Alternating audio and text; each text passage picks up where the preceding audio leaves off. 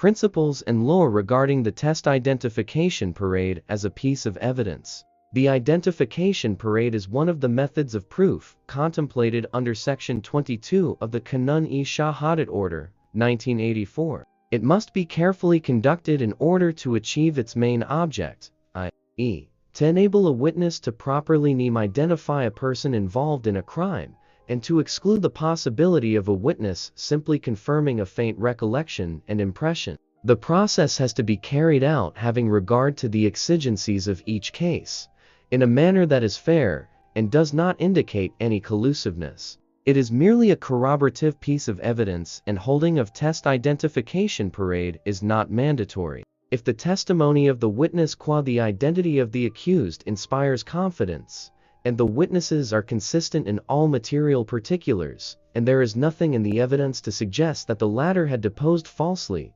then in such an eventuality, not conducting a test identification parade is not fatal to the prosecution's case. Copied from the page, Syed Naeem Ali advocate. The omission of salient features in a crime report is not necessarily a ground to discard a test identification parade. The test identification parade is, therefore, not required when the victim had identified the accused and his statement has been found reliable. Searle, P. L. A. 786 L 2016, Suba, Sadiq v. The State, Etmer, Justice Athar Minallah.